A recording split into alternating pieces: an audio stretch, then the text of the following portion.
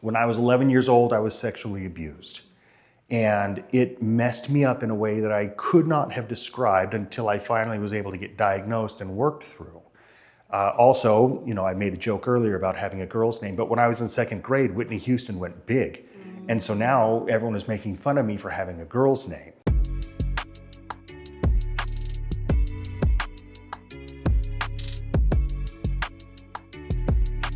Welcome to episode 75 of The Real Deal, where real estate meets real life. I am your host, Janine with my co-host, Ryan Hatcher. What's up, guys? Our guest today is Whitney, and I am very excited for you all to hear this. I'm actually excited to hear it myself and to kind of hear about your story. I think this will be so fun. We were talking before we got on camera that as it relates to men tend to not be as expressive and vulnerable with the hard stuff of life, whereas us women, we're like open books, we'll share it all, and we actually bond that way, but men don't tend to do that. And so, Whitney, this is going to be so fun because I think we're going to hopefully give permission to all the men out there to be open and vulnerable and be better. I hope so. And I think one of the ways, or one of the reasons why I'm able to be open and vulnerable, like you said earlier, is maybe because I have a woman's name. Whitney, maybe that's what allows me to be open and honest about what's going on in my life. Yeah, it's just definitely bringing and harnessing that in. I love it. So I'm really excited to be here today, and I couldn't be more honored. Thank you for having me. Well, I even hate the word vulnerable. Yeah, you do? Do you? I hate that word. All right. How funny. As a guy. Okay, so this is we're gonna go deep, Ryan. Well, I said too, I'm excited about this subject. Great. Yes. Because I agree 100%. Men need to be able to find some sort of outlet. Mm-hmm. Yeah. And here's the thing. A healthy one. Thank you. And here's the thing. And I talk about this in my book, which comes out May 6th, by the way. Can we just plug it right now? Yeah. So this is the proof copy from Amazon. So it's got that do not resell. Yes. But May 6th is when the book comes out. Men Under Pressure. Men Under Pressure. It'll be on Amazon, Barnes & Noble. That is awesome. And what's it say? A man's guide to what? A man's guide to reclaiming mental health. So, I don't know where you want me to start. Well, let's just start at the beginning. Thank you, because we're just already off and running. But let's start at the beginning. All right. We want to know, where did you grow up, and kind of how did you get to where you are today to having written a book? Excellent. I was born and raised here in the Valley in Mesa, Arizona. I'm the 6th of 9 kids. Awesome. Hence my desperate need for attention. And ended up, ultimately, my goal when I was 12 years old was to become an orthodontist. Okay. I knew that's what I wanted. I love making people smile. I fell in love with smiles, and I thought, what better way to live my life than to create beautiful smiles? So I knew at age 12 to become an orthodontist, that's what I wanted to do. Unbeknownst to me, I was dealing with undiagnosed ADHD, and so that was a much more difficult road for me than others might have found it to be. Why do you say that? Because I have ADHD. And so my brain doesn't focus like other people's brains. Right.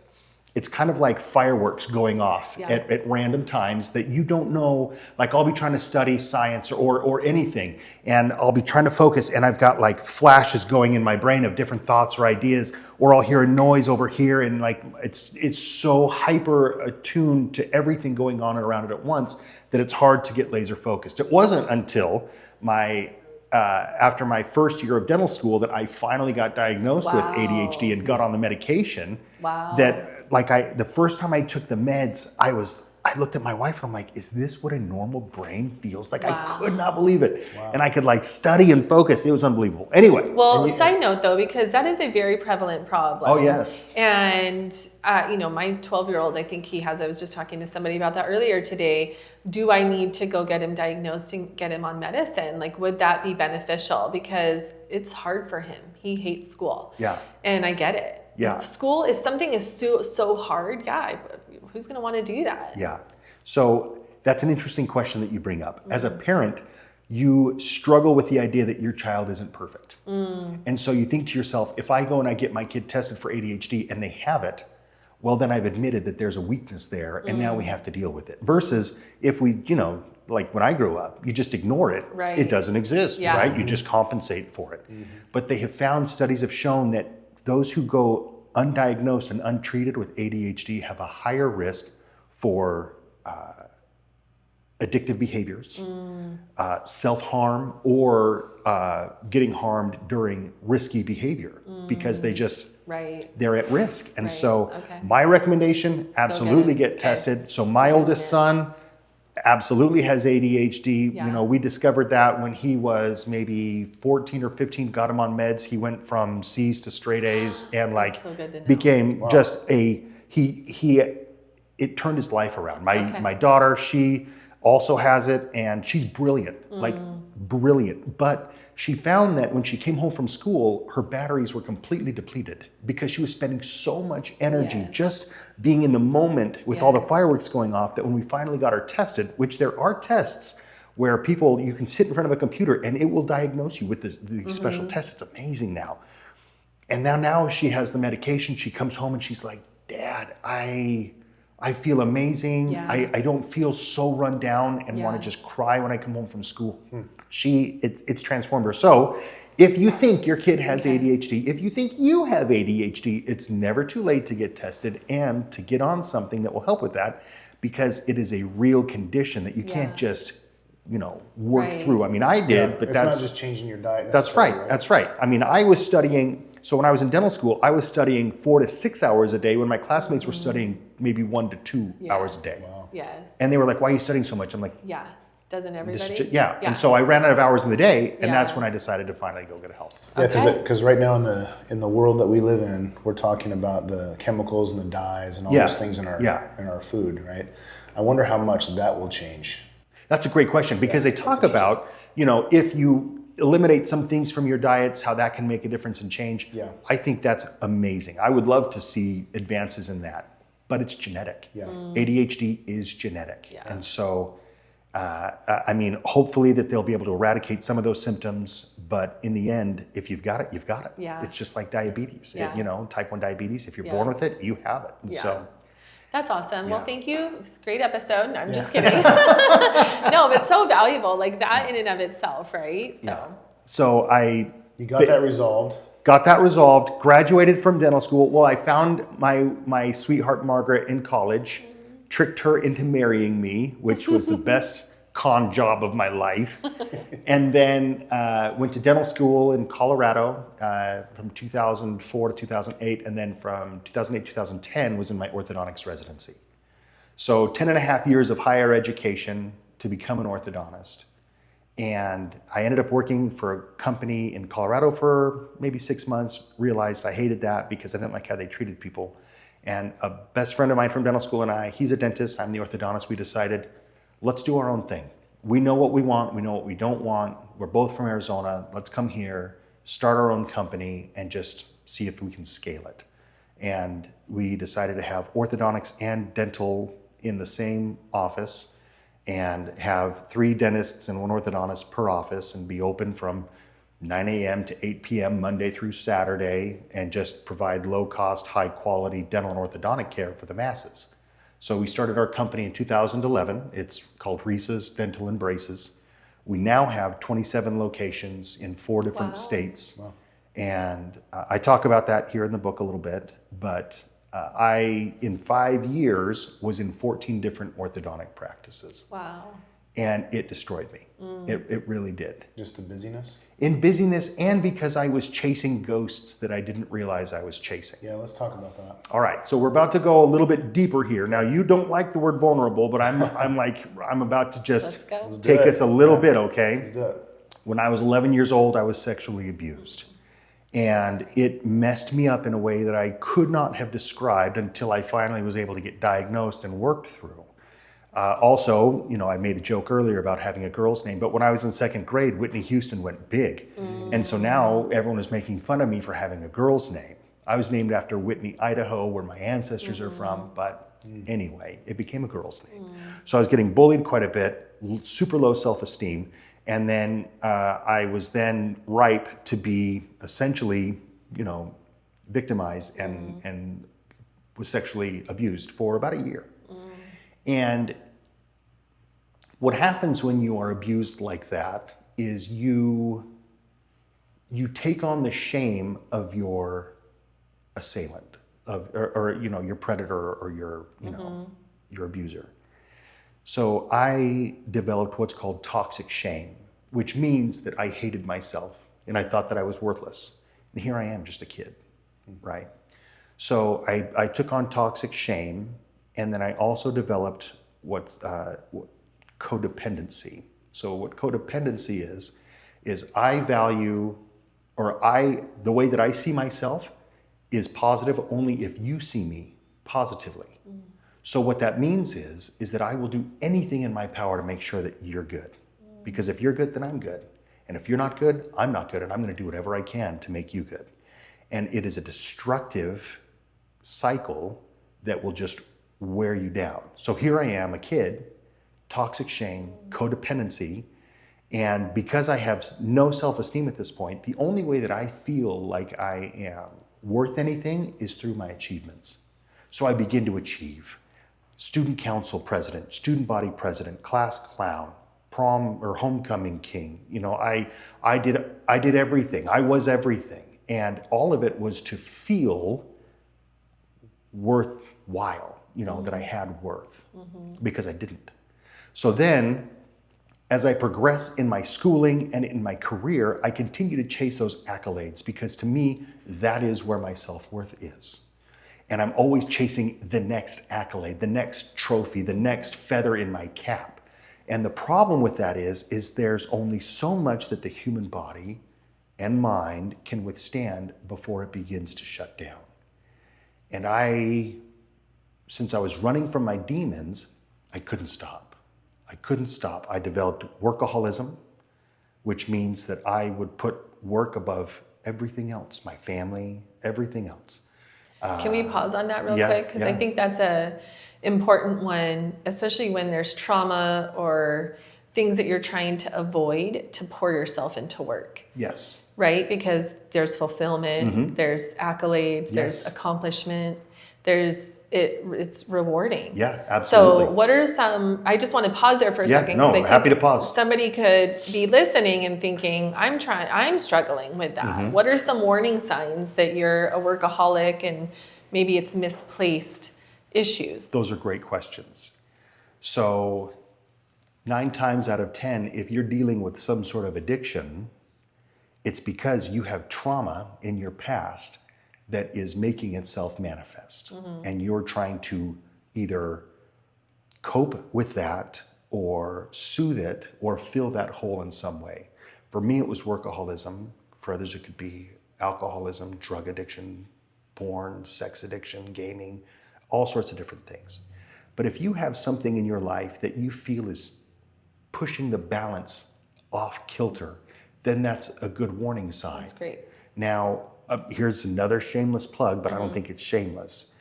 Knowing that question would come up. In the back of my book, I have self-administered tests that you can do that are, you know, do I have codependency? Do I have anxiety? Do I have depression? Do I have toxic shame?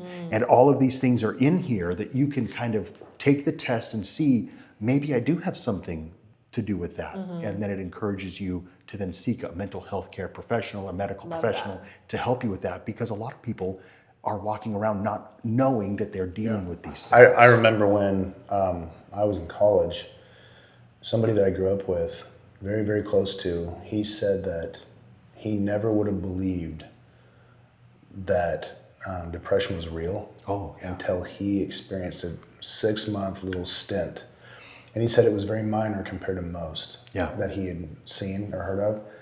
But that was kind of eye-opening for me too, because I've never experienced what I would call depression, like other people describe it. But I also think that we all have different types of trauma. We don't even know it. Correct. And even if you lived a good life and you had a great childhood. That's right. Right? So, man, I've got like 6 directions I could head. No, you're fine. You're fine, but so you brought something up just now, that your buddy fell into a stent of depression, and now he can empathize what that is. Beforehand, he probably had the insight or the feeling of, if you have depression, Tough it up. Yeah. Rub some dirt on it, just set your alarm, make it happen. Ryan, you have children? Yeah. Can I ask you, what is it like to be pregnant and to give birth to a child? Give me your best insights on that. That's tough. You can't. Yeah. as hard as you think that you might be able to give me insights I on that. witnessed it. Yeah. But that's about it. But that's it, right? Someone who hasn't experienced it can't fully understand its depths and all of the different nuances. Having experienced deep depression myself, severe anxiety and panic disorders, I can tell you exactly what those things feel like, and it's just terrible. I can't tell you what it's like to have a baby, you know, even though I've got a girl's name. So depression, so let's go back to the story. So here I am, I'm a workaholic. I am opening practices in Phoenix, in Denver. I'm a clergy for my congregation. I'm a new father. I am doing everything. I'm spinning all the plates all the time. And I just continue to deplete myself. And over time, what happens is I develop adrenal fatigue. I'm not sure if you're familiar with this, but there's two little glands that sit on top of your kidneys called your adrenals.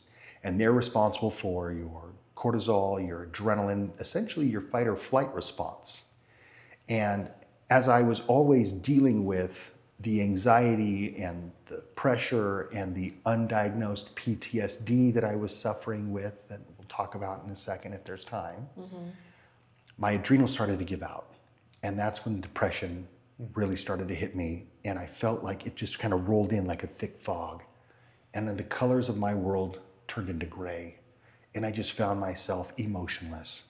And it was brutal. And I thought at first, maybe it's just low testosterone. So I went and I got my testosterone checked. The first doctor that I went to, my family doctor, I said, I think my testosterone is low because my brother just got checked and his was critically You're low. how old at this time?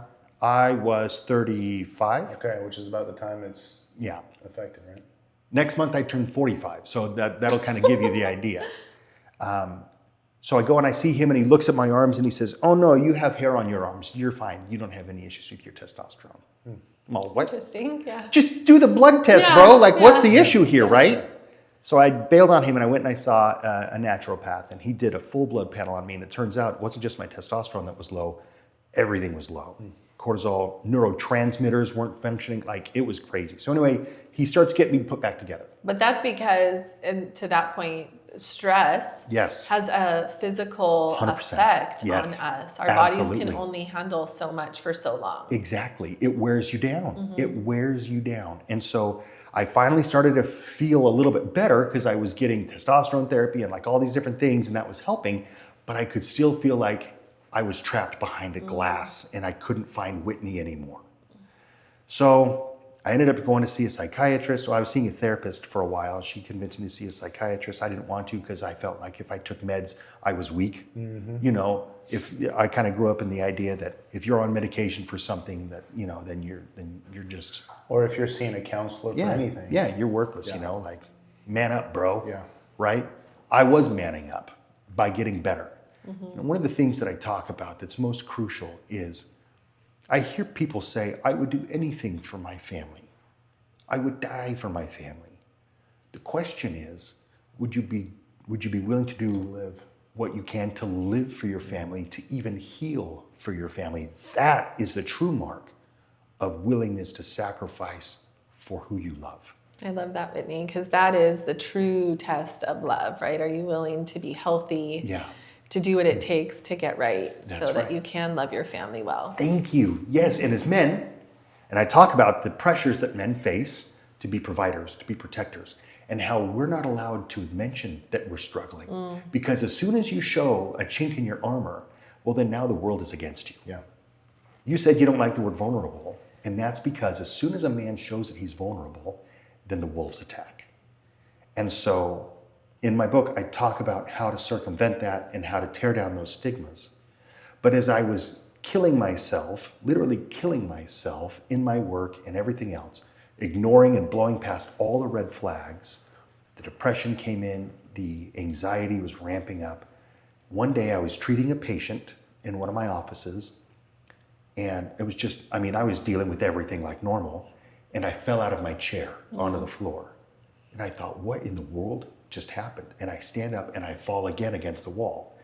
And I break into a full body sweat and I can't stand upright and I'm hyperventilating and I'm thinking to myself, I'm having a stroke. I am having a stroke. And it turns out it wasn't a stroke, it was a panic attack. And that was the first of many. And what happens is when your body realizes that there is a pressure release valve that it can hit when your anxiety or stress gets too high, well, then it continues to hit that. And what happened was I eventually got to the point where every time I saw patients, I had a panic attack. Oh, goodness. And what that looks like for me is as soon as a panic attack hits, within 30 seconds, I'm in a full body drenching sweat. I'm hyperventilating, I'm on the floor, crying and vomiting. Uncontrollable. You cannot control it. It is the scariest thing. And as the fear of that situation rises, well, then the adrenaline kicks in even more. And you're spiraling higher and higher into the anxiety and into fear. And your body is going to completely exhaust itself of all of its energy reserves to dump all of that excess anxiety and stress that you're holding. Because if you don't, you'll die.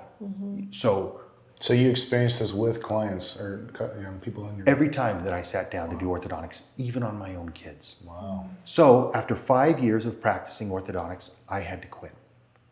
I had to quit because of the panic attacks. It broke my heart. Here I am, 35, because I had to end at 36. No, I was 36.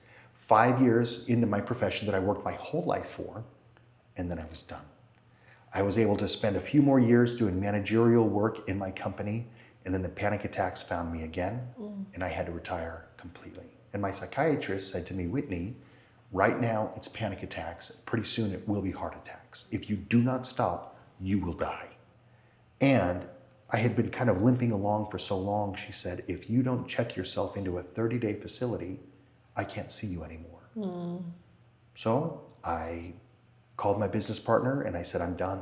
I had that conversation with him and told the family what was going on, my kids, which was heartbreaking, and checked myself into a 30-day facility down in Tucson called Sierra Tucson. And it changed my life. And the reason is because I went through a battery of tests and they showed me how I had undiagnosed PTSD. I was in the 98th percentile for anxiety disorder, 97th percentile for major depressive disorder. I was tore up from the floor up. Was the PTSD from the abuse or something else? So the PTSD started with the abuse. But then what exacerbated it was me starting offices and then leaving them. So I started 7,000 patients in 5 years. And what I would do is I would create these relationships with these people, their parents, and then I would get them going on their braces, and I would train the doctors and the teammates in that office, and then I would bring in a replacement orthodontist and step out 15 times in 5 years. And it began to be like I couldn't go to sleep without seeing the faces of my patients that I felt like I had abandoned. And every time I'd go into a new office, I would feel the weight of the old offices. And just that repeated trauma of hello and goodbye, build trust, break it, just was the icing on the cake. So when I was at Sierra Tucson, the focus was to help me heal from my trauma as a child, to help to cure my toxic shame, and to heal my inner child. Now, I write about all of this in the book. Like, I go into pretty deep detail. And not only my own story, I have 12 other men in here as well that I've shared parts of their stories dealing with addiction, depression, all of these different things, codependency. And it wasn't until I was able to heal at Sierra Tucson that I found my voice and the desire and ability to help any man who is struggling. Because I know the fear, I know the pain, I know the absolute terror it is to go to bed at night wondering if I'm still going to be able to provide and protect for those who I love. I was going to say, can you heal from that? Yes. And can you do it in 30 days? Yeah. So 30 days was the start. That was the springboard. And it took more time after that. I'm still healing. Yeah. But I would say the lion's share is taken care of because of How do you know? How do you know that? Because I can sit here and tell you that I was sexually abused without breaking into tears. Okay. Because I can talk about these things matter-of-factly versus having a massive emotional response and a fear trigger going on inside of me. And the sweat. And the sweat and all of that. Okay. And one of the major treatment modalities that was the most helpful for me was a treatment therapy called EMDR, or eye movement desensitization reprogramming. And so I'll explain it the best that I can. We have a survival instinct inside of us to keep us alive. Let's say, Ryan, that you go through a traumatic experience, a terrible accident, or something that is too much for your body and brain to fully comprehend. So say that I pick up this water bottle. I pick it up. My brain, that information comes through my prefrontal cortex, bounces several times across the midline of my brain, and then gets stored where it appropriately needs to go and becomes a memory if I need it. If I'm experiencing a traumatic experience, something traumatic will come into my brain and it'll come back and forth a couple of times, and the brain will fire off sirens that says, nope, this is too dangerous for us. There is a possibility that we will go into a freeze state right here. You know how when a deer crosses the road and looks and they freeze? That's the freeze state. We have that in us as well. But our brain, to keep us alive, has this mechanism where it will, if it feels something too traumatic, it will take it and lock it up on one side of your brain to keep it from processing fully, so that you can keep either running from a saber-toothed tiger or a bear or whatever, right? The problem is that trapped memory stays trapped, and it turns into an abscess, and it starts to leak what I call poison, essentially, into your brain. And the only way that your brain can tell you that it's sick is by exhibiting signs of addictive behaviors, depression, anxiety, these things that happen within our brains that's saying, hey, something's wrong here. So when you go through EMDR therapy, the woman who figured this out, it was fantastic. Her name's Francine Shapiro. She's a psychologist. But she found that if she's able to light up both sides of the brain while talking about it, it will jiggle that trauma nugget loose and allow it to process and go through, and then she will fill it with positive things where that vacuum is. Today's episode is sponsored by Eco Roofing. Eco is led by a third-generation Arizona roofer who is also the president of the Arizona Roofing Contractors Association. They offer free estimates and the best warranties in the states for shingle and tile roofs. They love giving back to their community and will always be here to serve you. So for example, with my sexual abuse, when I was inside of EMDR therapy at CR Tucson, the way that they do that is there's a light bar that sits in front of you and a light goes back and forth. And when it hits this side, they can ramp it up by putting headphones on you and it'll beep. So it comes over here, your head stays still, but your eyes watch this bar, and when it comes over here, it beeps. And then if they really want to crank it up to 11, which is what they did with me, they'll put buzzers in your hands. So it'll come over here, it'll beep, and it'll buzz. So it's firing all sorts of different sensory modalities in both sides of my brain. And while that's going on and I'm watching that light bar, I've got a therapist over here talking to me about the experience. And it's starting to wiggle loose that trauma nugget. And eventually it comes loose and it starts to bounce back and forth. And then it processes. I'm bawling, I'm like dry heaving, emotion. It's crazy, right? But when it's done, it's gone. And your brain starts to realize, oh, he's starting to heal. And now more trauma nuggets will start to come out. And eventually, all of these things that are causing poisonous relationships in your brain will start to go away and to heal. And instead of them being such a massive, nasty experience, it just becomes a memory. It just becomes something that now you can draw strength from because you survived it. And so there was the EMDR therapy that was extremely crucial. And then inner child therapy, which if someone had said to me, Janine, if someone said, hey, Whitney, one of the reasons you're struggling so much is because your inner child is terrified. I'd have been like, get out of here. Right. You're ridiculous. Like that's ridiculous. But it turns out it's absolutely true. So, and the way that I discovered that was I was in a group therapy session, and it was comprised of all women and me with the woman's name. And so the way that my therapist wanted to fix this was, he said to me, Whitney, I want you to write a letter to little Whitney, 8-year-old Whitney. I want you to write a letter to him and describe all of the terrible things that are going to happen to him from age 8 to now. And I was like, no, I don't want to do that. Yeah. He says, yeah, that's what you're going to do. So I went back to my room and I just wrote pages and pages and just bawling and tears and just like, you know, not pretty crying, right? Just all of these things that are going to happen to little Whitney. And then the assignment was to bring them back the next day. So I bring them back the next day, and he sets up 2 chairs facing each other. I sit in one and the other one remains empty, reserved for little Whitney.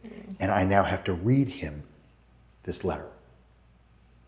And as I'm reading him this letter, it's easily the most embarrassing, terrifying, vulnerable experience of my life. I'm in a room full of people I really don't know that well, and I am just bawling and bawling. And when it gets to the end of the letter, I knew that there was anger issues buried in there deep, because when you're abused and you feel that shame turns to anger and you bury it, and it just like lives inside of you. Who is it directed towards?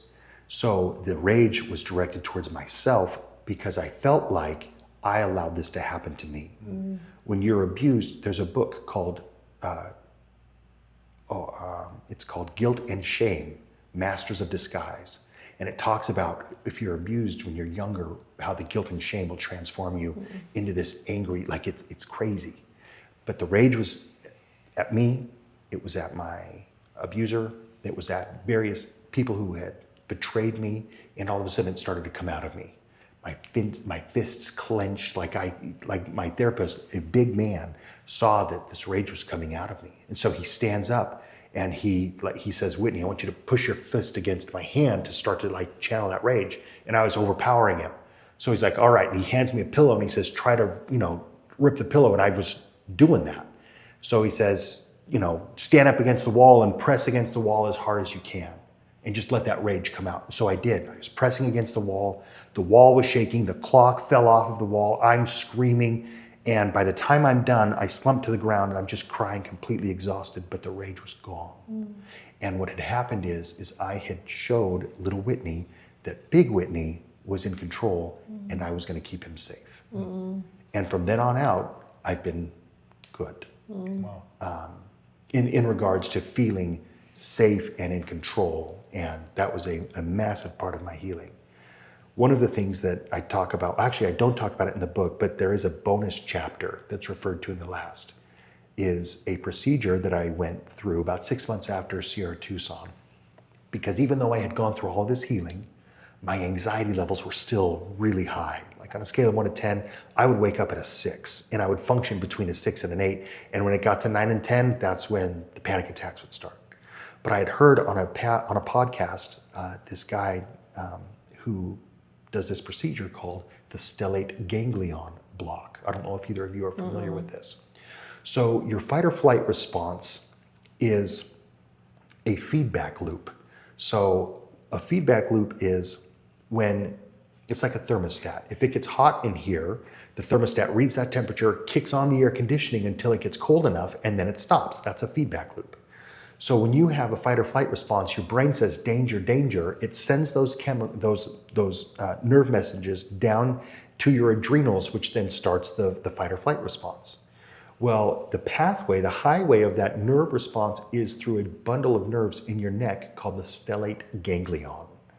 And what this procedure is they'll go in using ultrasound and they will numb the stellate ganglion, like you get a tooth numbed at the dentist. And when they numb that, what happens is your body, if you have PTSD, which I do, your body is always sending that fight or flight response. You can't turn it off. If you have PTSD, that's what PTSD is. It's a chronic state of fight or flight. And what turning off that nerve bundle does is the brain sends the danger signal, but the body doesn't react because it's not getting those signals. And your brain's saying danger, danger, danger. And your body's like, no, we're good. I don't understand what the problem is.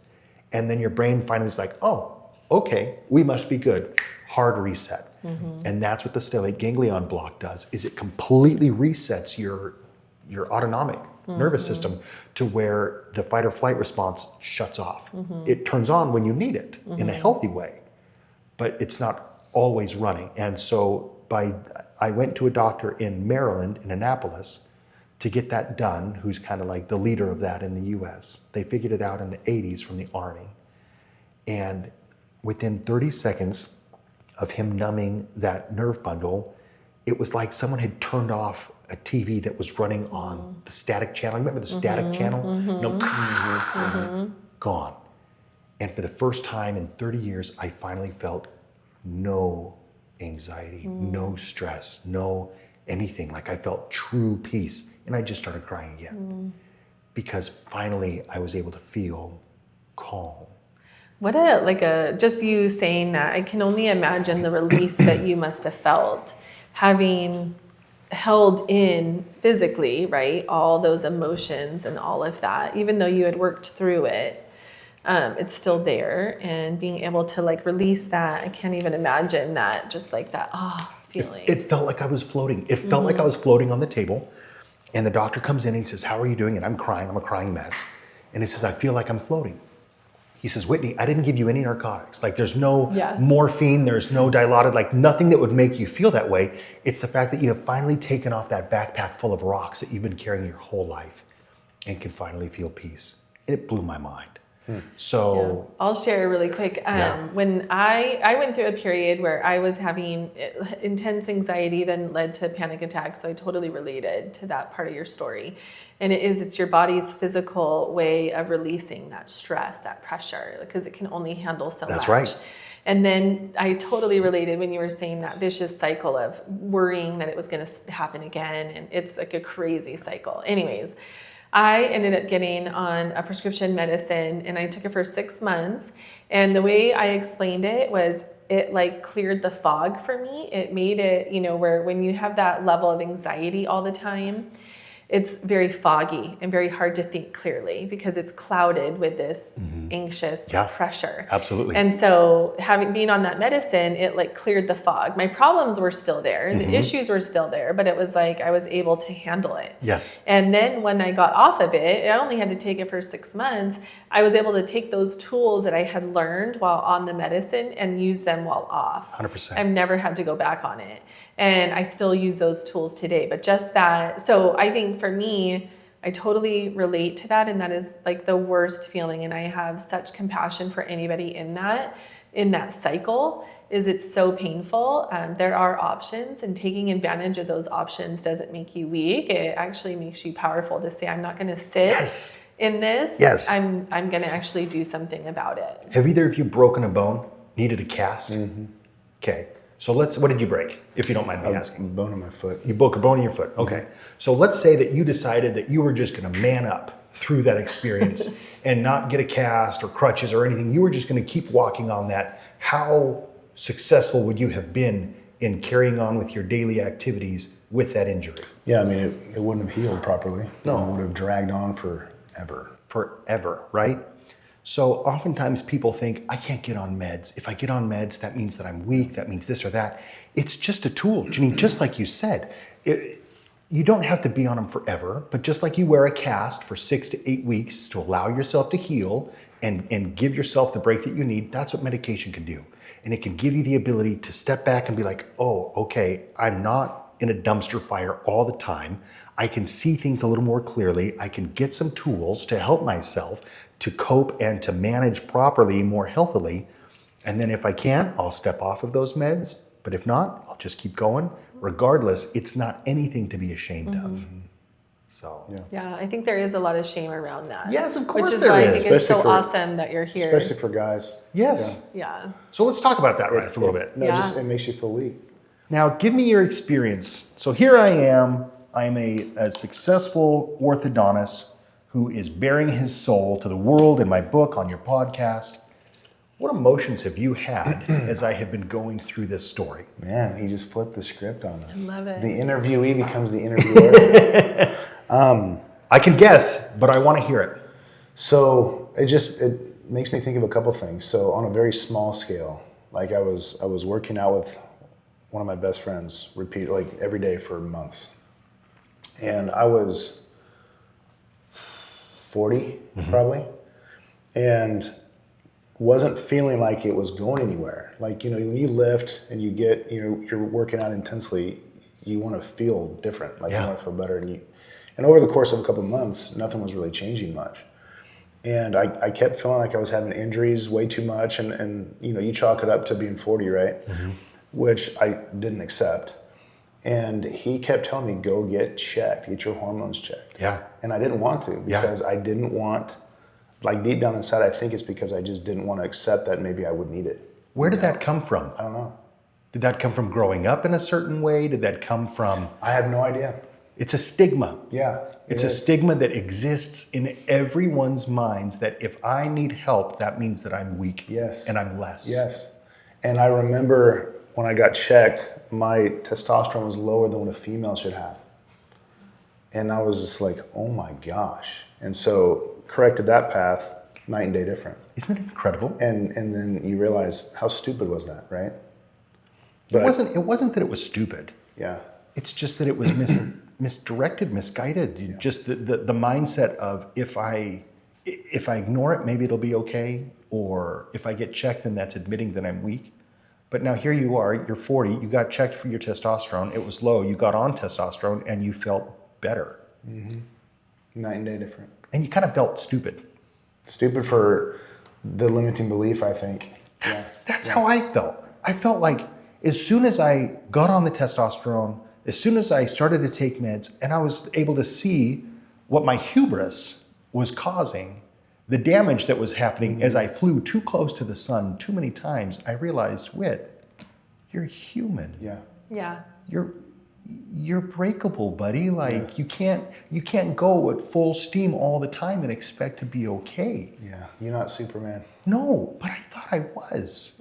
And I think that that's one of the issues is that we feel as men, I'm not trying to exclude you here, we feel as men that we have to always have that cape on, and to take it off will cause a negative response in our lives. Yeah, I totally understand that. I think that is absolutely spot on with most men. Mm-hmm.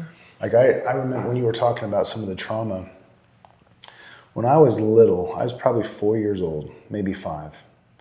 I had this dream that was, I would call it a nightmare. Yeah. And the best I can describe it is, think of being a baby and someone breaks into your house and you know what a baby would know. Yeah.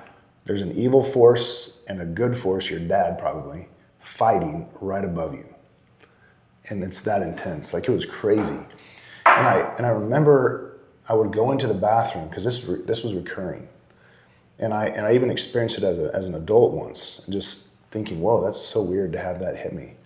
And I would go into the bathroom and cry. I would sit in the tub because I was aware enough to know I was dreaming and I didn't want to wake my parents up, but I knew I shouldn't stay in bed. Yeah. Like, it was weird. Yeah.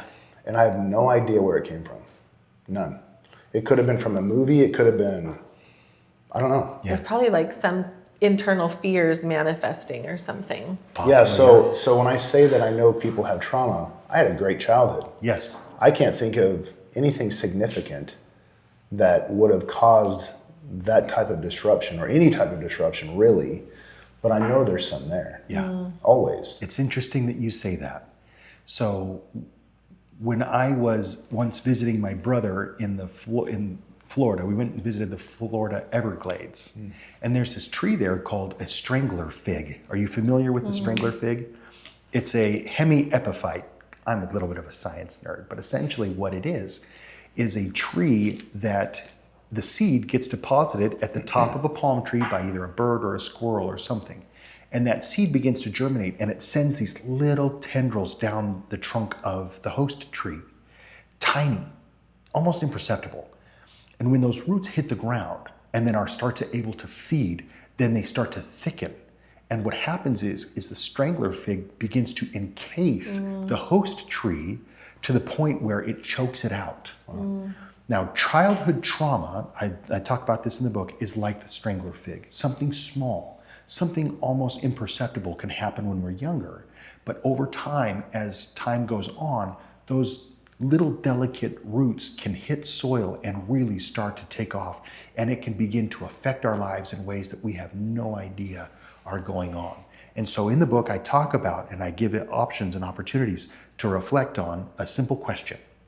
The question is, do you have any experiences growing up that you would not want your children or future children to experience? What are those? Wow, Write them down. Powerful. Write them down. Chances are that is a traumatic event in your life that is causing some sort of havoc now that you're an adult.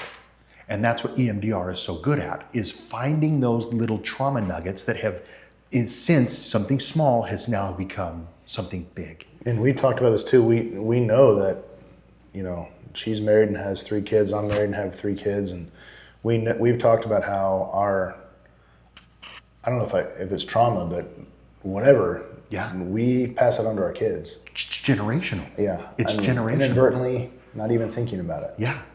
It's crazy, isn't Like it? I was just thinking about like the hard work piece, right? My dad's one of the hardest working guys I've ever met. Yeah. And so much so that he would sacrifice sleep all the time. Yeah. I mean, the dude ran on like 4 hours of sleep. Yeah. Partially because he didn't need as much as many other people, but also because he just needed to do it. And I did the same thing for many years, and then I realized, and maybe it's just because we're now learning a lot more about the value of sleep and how it's impacting our health negatively if we don't have it. And I just thought, man, okay, I need to make some changes and not go that route, because so many things are affected by it, right? Yeah, exactly. They have, and oftentimes people will wear their exhaustion like a badge of honor. Yeah. Right. I only need 4 hours of sleep a night. I can work, this and that. You would hear that with baby boomer generations. 100%. A lot. 100%. Just wake up earlier. Yeah.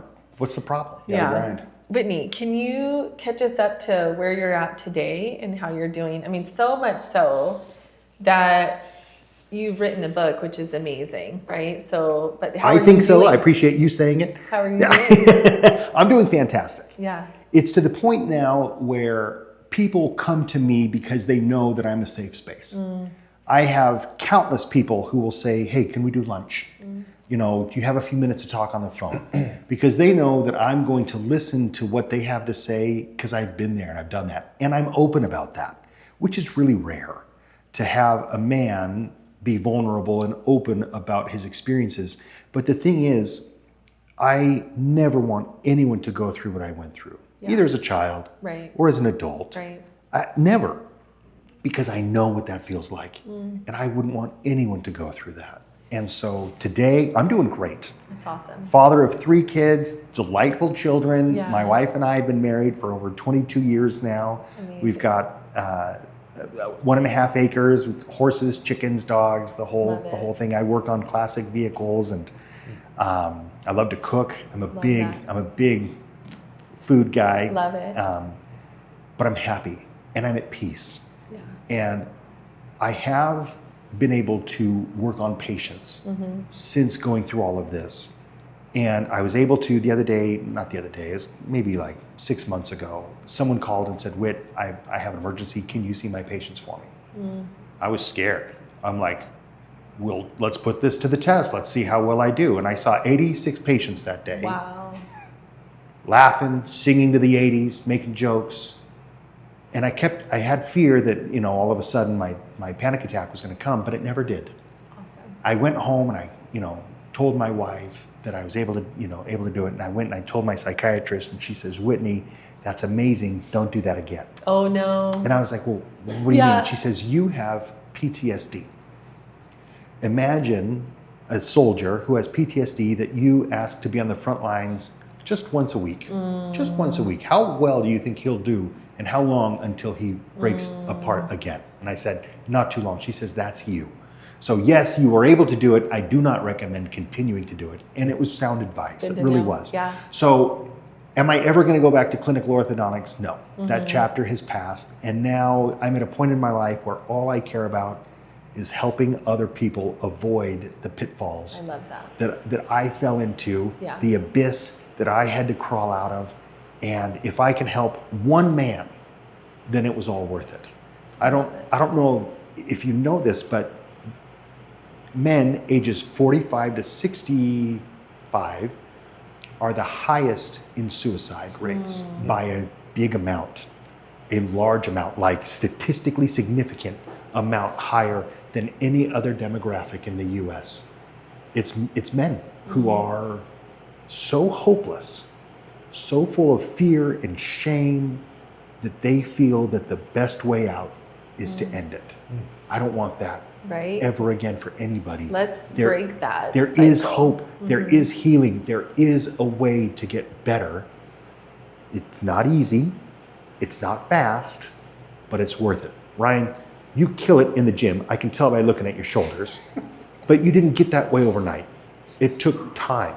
It took time to make it happen. That's right. And that's what this is. Yeah. This is just a process. And it can go slow, it can go fast. You'll have setbacks, you'll have steps forward. But in the end, it's worth it. It's worth it. Do the work. This is so good, Whitney. I mean, there's if not for yourself, for your family, right? That's it. so much that we could keep going on. But if anyone that's listening, they should get the book. When is it available to order? Which camera should I look in to say that one right there? All right, perfect. Here, let me move this water bottle. This is my book, Men Under Pressure, A Man's Guide to Reclaiming Mental Health. It is available on all outlets, Awesome. May 6th. And so... Tell me about the May 6th. Yeah, so May 6th is the launch date. And what we're doing is I am discounting the ebook to 99 cents on Amazon. Awesome. And so May 6th, please go to Amazon, buy the ebook for 99 cents. You can buy whatever other copies you want. Yeah. But by buying the ebook, the goal is to become a bestseller, hopefully, which will then get this into the hands of more men. That's the goal. Get this into as many hands as possible, break down the stigmas, allow the conversations to happen, and let healing begin, because there is hope. It does get better. Such a good way to end it. Thank you, Whitney, for being with us and sharing your story. Of course. Are you kidding? And I just am so excited to see what this book's going to do. I'll definitely be ordering a copy and reading it with my husband. Thank you. Well, let me know. I would love to sign it. Thank you. Or maybe like write a little joke in there or something like that. Yeah. So Thank you. Thank you guys for watching. We'll see you next time. Thanks for listening to the Real Deal podcast. Be sure to like and subscribe, and you can follow us on social media at the Home Selling Team AZ.